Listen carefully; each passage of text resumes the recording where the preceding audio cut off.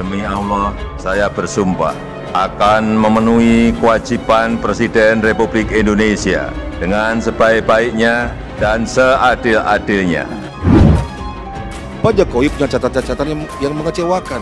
Pak Jokowi juga punya masa lalu. Saya sungguh-sungguh ingin mengganggu, bukan sekedar untuk mengganggu. Saudara, Indonesia akan jadi tuan rumah sekaligus presidensi konferensi tingkat tinggi KTT G20 tahun 2022.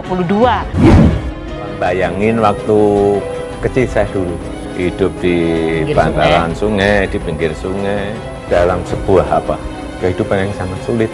Ya, dan sekarang ini saya sangat bersyukur sekali. Tuhan memberikan sebuah jabatan yang saya bisa berbuat sesuatu, dan saya ingin melakukan sesuatu itu. Virtual mentor kita, super mentor kita Pak SBY selama 10 tahun. Infrastruktur sangat penting. Di era saya. Ngomong aja, saya tunggu 5 tahun bangun satu aja enggak. G20 tahun depan akan mengangkat tema Recover Together, Recover Stronger. Dengan terpilihnya Indonesia sebagai tuan rumah, maka Indonesia punya kesempatan untuk ikut menentukan arah desain kebijakan pemulihan ekonomi global. Di era saya. Demokrat bersama SBY. Kisah korupsi terbesar di Indonesia kembali mencuat. Hambalang yang digadang-gadang jadi pusat integrasi olahraga nasional kini bentuknya seperti rumah Dajjal. Ternyata diteruskan aja tidak. Terus melawan korupsi tanpa pandang bulu. Bergabunglah bersama kami. Katakan tidak pada korupsi.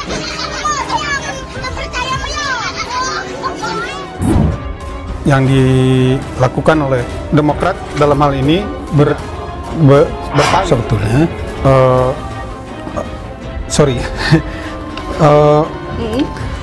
Katakan tidak. Terus terang, rakyat perlu kepastian, rakyat perlu kepercayaan, rakyat perlu keyakinan bahwa rakyat perlu bukti, bukan janji. Ini saya ingetin nih sama keluarga besarnya Pak SBY, anak-anaknya, mantu-mantunya, tolong jangan cerewet, tolong diam kalau nggak bisa melakukan apa-apa untuk masyarakat. Saya paling senang melihat orang yang bersemangat, orang yang rajin, menghargai kebudayaan. Mudah-mudahan saya hanya berdoa semoga Indonesia mendapatkan jati diri, bangga menjadi orang Indonesia. Indonesia terlihat lebih keren gitu. Indonesia kayaknya sekarang sudah mulai diperhitungkan dalam dunia ekonomi, politik. Sebagai seorang presiden, dia sudah berhasil untuk menarik perhatian dunia internasional. Dengan demikian, saya bisa menyimpulkan sekali lagi bahwa dengan tindakan cepat, kepemimpinan yang efektif, koordinasi yang baik, dilakukan secara sistematis, maka bukan hanya kita bisa menekan angka penyebaran, semua tindakan tadi bisa menghemat anggaran pembelanjaan. Seandainya dulu Indonesia lockdown, mungkin kita akan seperti Peru. Bukan saja penyakitnya tambah lebih luas, ya, bahkan ekonomi mereka juga terpuruk. Saya berharap agar negara-negara G20, pemimpin-pemimpinnya bisa menunjukkan kearifan dan kepemimpinan kolektif sehingga situasi yang ada menjadi lebih baik dan pasti bagi kita semuanya. Penyelenggaraan presidensi Indonesia G20 tahun 2022 akan menentukan citra kehormatan bangsa dan negara Indonesia di dunia internasional. Saya tidak mengada-ada, saya tidak ingin memberikan bumbu yang terlalu berlebihan, tapi itu fakta. Ya kami di DPR ini seperti spektator itu. Jangan cerewet, jangan banyak ngomong, jangan ngedabrus. Jangan Pak Jokowi lagi kerja keras, dibully, diejek, dinyinyirin. Benar, termasuk saya cerita sedikit ini. Pemerintahan Jokowi telah melanjutkan sejumlah proyek infrastruktur yang mangkrak selama bertahun-tahun warisan dari periode sebelumnya. Proyek Bandara Internasional Jawa Barat (BIJB) atau Bandara Kertajati mangkrak selama 10 tahun karena kendala sumber pendanaan. Pada 2014, pengerjaan kembali dimulai dengan pendanaan dari APBD dan APBN melalui program penyelesaian proyek 15 bandara baru. Mei 2018, Bandara Kertajati diresmikan dan menjadi bandara terbesar ketiga di Indonesia. Ini sebuah langkah-langkah konkret seperti ini yang diperlukan oleh negara kita. Jelas itu dia kerja itu luar biasa, kerja kerasnya. Mata saya Jokowi masih on the line. He's the man gitu ya. Udah aku total dukung dia gitu ya. Aku anti gitu melakukan dukungan kayak gitu untuk dibayar. Gitu. Menjadi merdeka itu ada sebuah tahapan-tahapan perjuangan yang luar biasa. Sosok Pak Jokowi di mata saya itu adalah sosok yang sederhana yang mengutamakan kerja dan kerja. Kalau istilah saya sih low profile, high profit. Hampir belum pernah ngelihat presiden yang seperti itu di Indonesia. Ini presiden, dia pemimpin, tapi dia juga he gives service to his people dan yang penting rakyatnya itu bisa merasa dekat dengan beliau.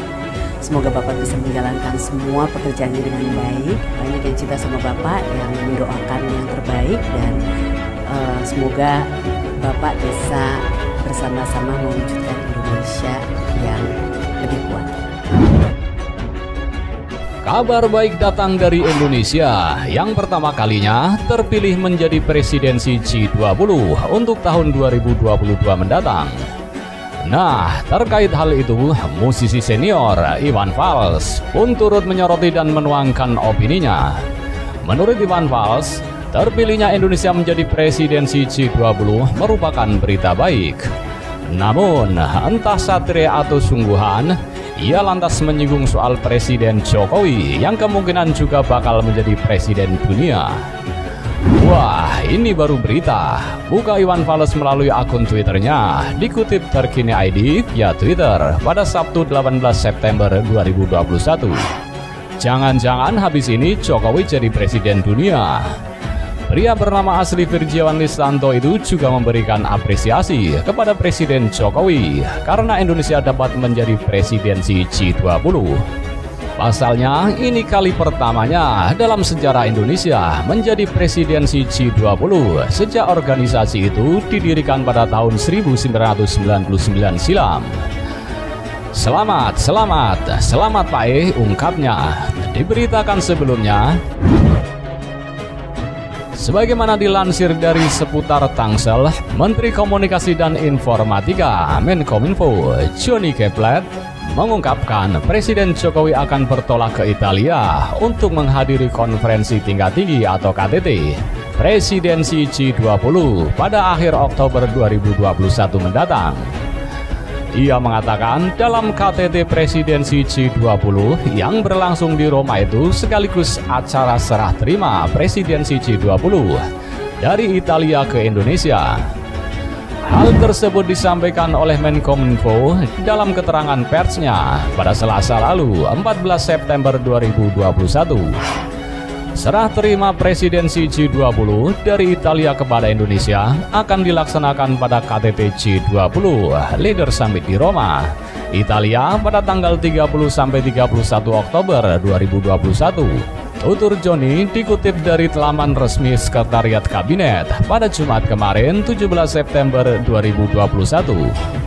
Politisi Partai Nasdem itu menyampaikan bahwa setiap negara yang bergabung dalam G20 akan bergilir menjadi tuan rumah rangkaian acara tersebut. Johnny menuturkan setelah serah terima dari Italia, Indonesia akan memegang presidensi G20 selama setahun penuh. Ini merupakan kali pertama Indonesia terpilih sebagai presidensi G20 sejak dibentuknya G20 pada tahun 1999. Sementara itu, Menteri Koordinator Bidang Politik, Hukum, dan Keamanan Menko Polhukam Mahfud MD menyebutkan pelaksanaan presidensi G20 tahun 2022 menentukan citra Indonesia di mata dunia internasional. Apalagi kata dia, Indonesia selama ini dikenal sebagai negara yang sukses dalam menyelenggarakan event-event internasional. Indonesia juga dikenal selalu sukses, meriah, ramah, dan mengesankan. Penyelenggaraan presidensi G20 tahun 2022 akan menentukan citra kehormatan bangsa dan negara Indonesia di dunia internasional, ujar Mahfud dalam persiapan menuju presidensi G20 tahun 2022, Selasa 14 September 2021. Indonesia dikenal selalu sukses, meriah, ramah, dan mengesankan. Penyelenggaraan presidensi Indonesia G20 tahun 2022 akan menentukan citra kehormatan bangsa dan negara Indonesia di dunia internasional. Mahfud mengatakan reputasi baik itu harus dijaga, termasuk dengan menyukseskan penyelenggaraan G20 tahun 2022.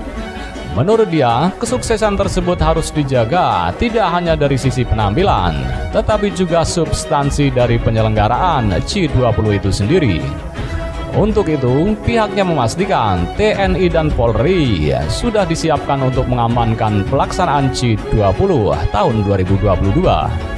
Serta sudah bertekad untuk tidak memberikan toleransi atas munculnya ancaman dalam bentuk apapun yang dapat merusak citra dan kehormatan bangsa Indonesia, ucap Mahfud.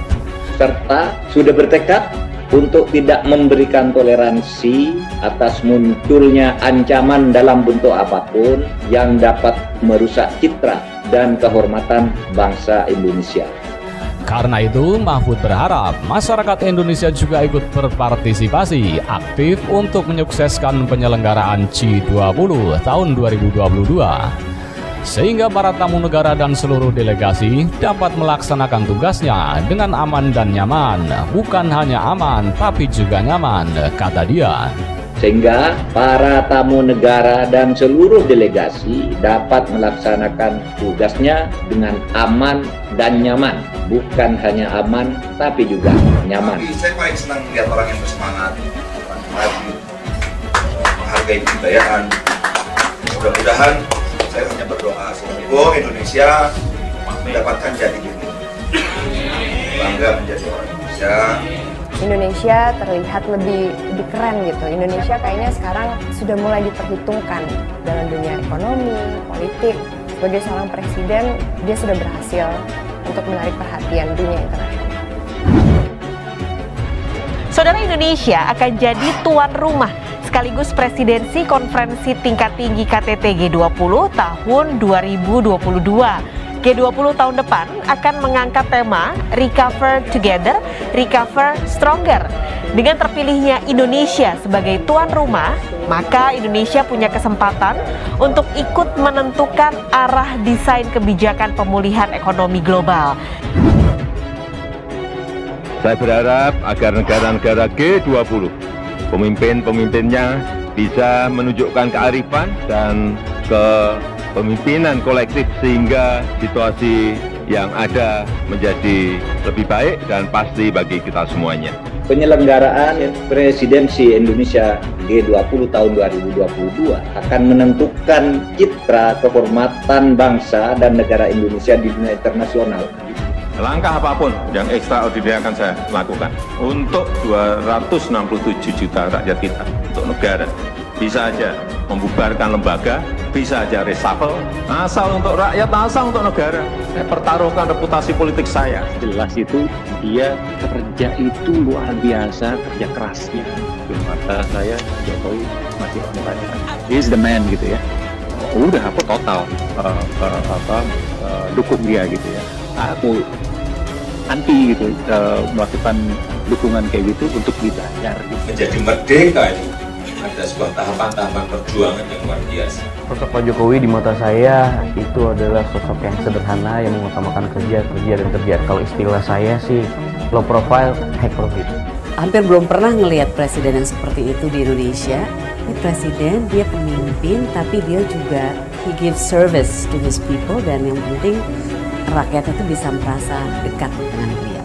Semoga Bapak bisa menjalankan semua pekerjaannya dengan baik. Banyak yang cinta sama Bapak, yang mendoakan yang terbaik, dan semoga Bapak bisa bersama-sama mewujudkan Indonesia yang lebih kuat.